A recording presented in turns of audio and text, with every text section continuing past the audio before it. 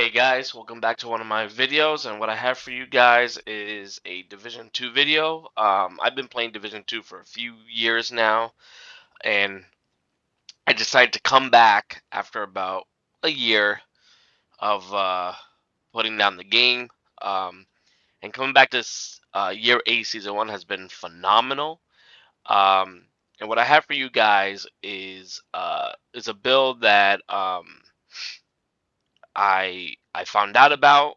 And coming from a support healer build back when Future Initiative first came out, I loved it. I was able to do the raids and the incursions, and when that incursion came out, like the healer build was just peak when it came to doing the hard content, especially legendary. Um, But then now we have the Refractor set has been about for about a year now or so. So I farmed it up and started testing out different builds because the um, I really like the fact that you could heal while doing damage with your skills. Because with Future Initiative, I play with a lot of randoms, so I don't have a coordinated team. People do go out and do whatever they want on heroic, legendary missions, master missions, like incursions or raids. They just do whatever they want. So no one's by the Restorer Hive, or you're trying to shoot chem launchers and you're not doing any damage. Um, so when I found out about the Refractor, I was like, wow, you could heal, support, and do DPS, so you're a support DPS healer. So I want to share my build. I have a few different types of builds I want to share, but I think we need to talk about this because I've been seeing a lot of comments, and honestly, I, I, I think there's a lot of misinformation going around as far as how to scale the healing or the damage with the refractor. Because let's just get right into it. I'm gonna go over the weapons first. So here is my build when it comes to if you want to heal your teammates and uh, do decent damage. So it's decent damage, but the priority is healing. So we have the capacitor, right? If you with damage to armor, damage target out of cover. So this one is shooting enemies build stacks up to 40. So you get a 1.5 skill damage per stack. So up to 40 stacks. That comes out to 60% skill damage. On top of that, you get 7.5% skill damage per skill tier. So we're gonna have 6. So that's a 45% weapon damage bonus. So you can see, our total damage is 112,000. Expertise 10. I kept everything at expertise 10 because I came back and now I have to like level my expertise to 30, and I kind of like dropped the ball on that. So right now I'm at expertise around 13 right now, but I kept everything at 10 just for the testing of this. So if you don't have the capacitor, we have the harmony. The harmony is a named item. You could get it from a named chest or the dark zone, I believe. I got this luckily from a named chest. This rolls with perfectly in sync.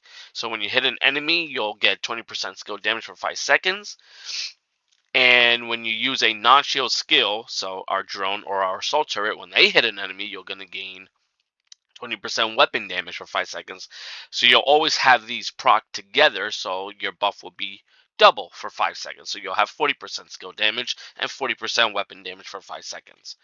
If you don't have the harmony, the next final best in slot would be what's called the named item, the test subject. This is an assault rifle, and this also rolls with perfectly in sync. So those are the 3 weapons. Capacitor is main, then harmony, then test subject, right? So now we're going to get into the build. Again, for the first build here, it's going to be, the priority is healing. Secondary is DPS. So, Refractor says, You receive repairs. 4-piece refractor says you receive repairs of 10% of the damage dealt by your skills. So 10% to you, and then your allies receive 20% of your repairs, of your skill damage, right? Dealt by your skills. So we'll just take the drone, and I'm gonna link the spreadsheet. I did a whole spreadsheet. I'm gonna link it in the description, and so I'm gonna share it with you guys so you can see all of my damage numbers and all of my different combinations with the set. But for 4 pieces, right? It says you're gonna receive 10% health. 10% of your damage dealt by your skills, you're gonna receive it as health or repairs, and then 20% for your allies. But if you have the chest piece, right, increased repairs received from return to sender from 10% to 25% for you, and then from 20% to 35% to your allies. Now, there's a lot of comments saying more damage equals more healing, so swap out the chest because you want to do as much damage. I'm sorry, that is incorrect. I tested it. The 15% that you get of healing repair from the chest piece makes an astronomical difference, and it doesn't matter how much damage you put out, right? So if your drone is doing 170,000 damage, right, per shot, 10% of that will be 17,000 if you're not rocking the chest piece, right?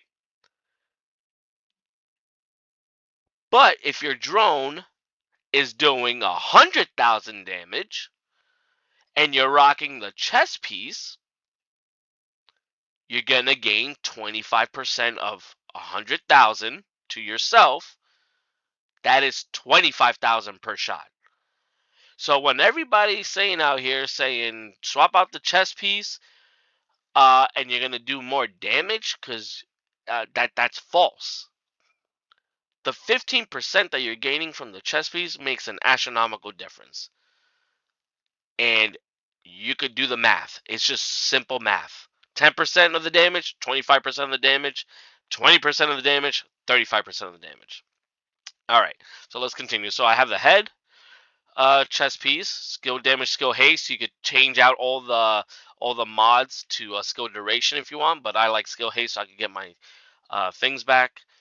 The chest piece, skill damage, skill haste, holster, refractor holster, skill damage, refractor knee pads, um, armor, because you want one armor roll because we get one skill tier um, from the technician class. So one armor and then skill damage, and then we're rocking the force multiplier. 2-piece Hanu, but the first one, the backpack is Force Multiplier. It's the named Hanu backpack, and it comes with perfect combined arms. So because we're running the chest piece, right, we want to get as much heals as possible, so we gotta up our damage as much as possible. You understand? So, um, to an extent. So we're running the Hanu backpack, right? So perfect sorry, perfect combined arm. Shooting an enemy increases total skill damage by 30% for 3 seconds. And then the Hanu gloves, which gives us the 2-piece, gives us skill haste and skill damage 10%, and then another skill damage attribute, and then skill haste mod. And that is the build. So that's the first build. Only focusing on healing. This will give you the best output of healing. What you could also do is, if you wanted to, I like consistent damage, but you could swap out the hands, the Hanu hands, right? Go to refractor hands, right? This is like an extension towards build 1, right? Switch out the hands, and then you could use waveform, right? So waveform is the exotic holster. It'll generate a stack of 3% skill damage per stack, up to 10 stacks, so 30%, and it'll it'll stack up one skill, then it'll go to the other skill and stack up. And so it's alternating 30% damage at 10 stacks. This is really good. I was rocking this for a while, but I'll be honest with you, the whole back and forth, I just like consistent damage. So I just rocked 2-piece Hannah U just for you get 10% extra skill damage on both rather than the extra 20% back and forth. So I like consistent damage more so than the back and forth of the waveform. Now, here is build number 2, where we are going to talk about max DPS with Refractor. So you're going to get a little bit of heals, but the priority is most damage possible, right? So we are going to swap the chess piece for the Impetus. So the Impetus is a name Wyvern chess piece, right? One piece of Wyvern gives us 8% skill damage, plus another 10% skill damage from the attribute, and then it comes with perfect kinetic momentum. When in combat, each skill generates a stack while active and not on cooldown, and stacks increase your total skill damage by 1.5% and total skill repair by 2% up to 18 stacks. So the 1.5% skill damage times 18, right, times per skill, so times 2, you're going to gain 54% skill damage while they're both at max stacks. We're going to keep the Hannah U force multiplier because shooting an enemy increases total skill damage, and we're going to swap out the hands for the Refractor hands. So we're still rocking 4-piece Refractor. Now with this, you're only going to get, again, 10% skill repair from your skills, damage, and then 20% for your allies. This combination will not out heal the first build. I have tested it. I have done the numbers. You can check it out yourself. It's not, but it'll do the most damage. Which, in legendary content, you also need to do damage, right?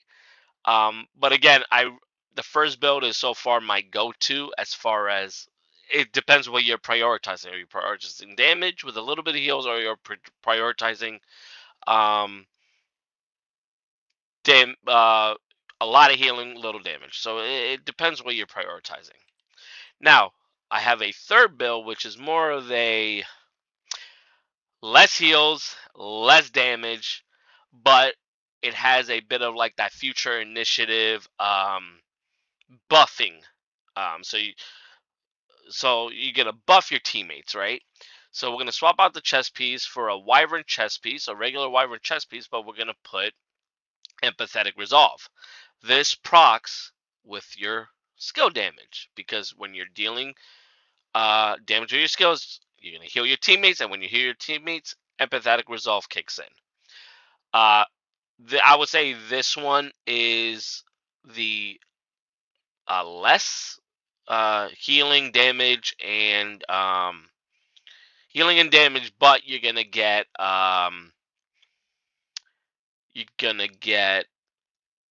you're gonna support your teammates are gonna get buffed, right?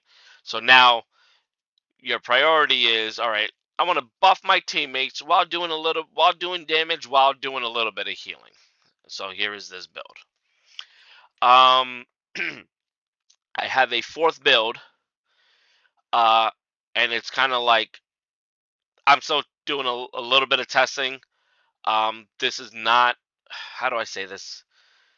It's kind of like a mixed bag, and maybe you guys can help me with this because I'm not sure how I feel about it. But you could do a burst heal with your striker drone. I really like the striker drone. I mean, everybody says do the assault turret, but for some reason, like the assault turret is just not hitting things if they're not in the open, and if they're not in the line of sight. At least the drones will get them out of cover, right? So let me show you this build.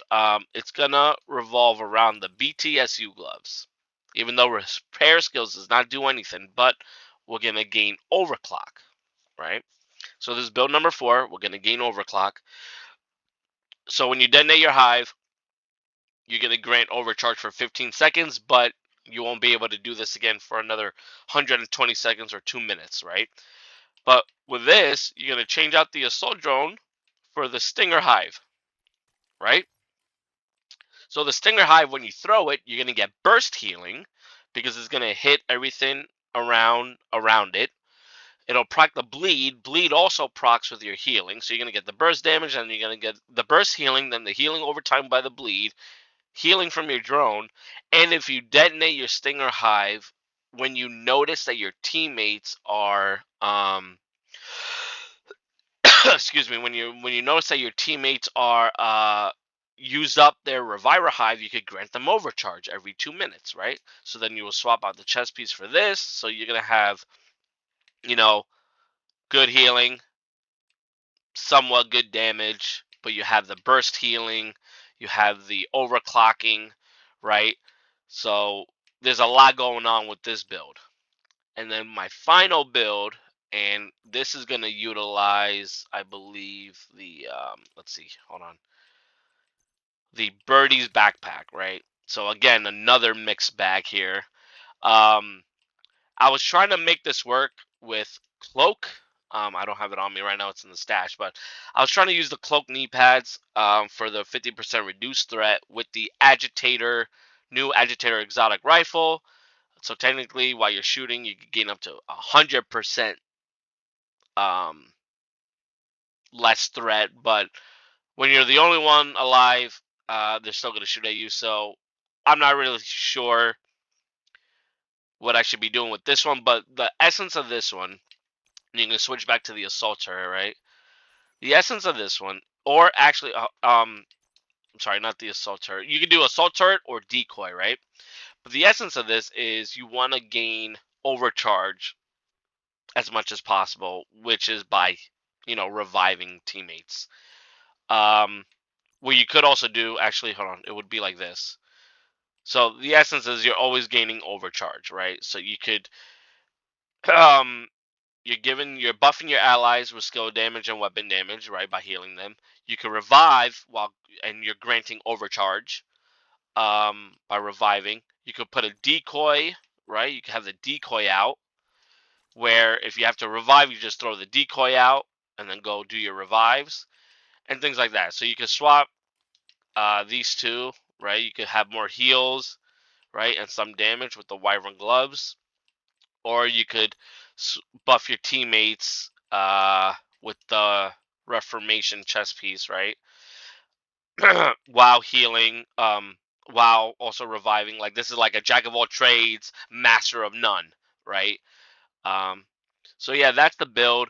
Um, Let me know what you guys think, if you found any better combinations. I really have been trying to perfect the refractor build. And again, I do this without any directives. I'm not really a fan of the extra buffs that directives gives. I want to know if a base build with no bonus damage from a directive can withstand, raids, incursions, legendary content, right? Legendary missions and things like that, especially the new escalation stuff.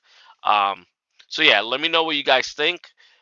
Please like and subscribe, and comment on your refractor builds, because I want to get this. I really want to provide the best uh, builds out there for people with the correct information. All right, let me know what you think. See you guys in the next one.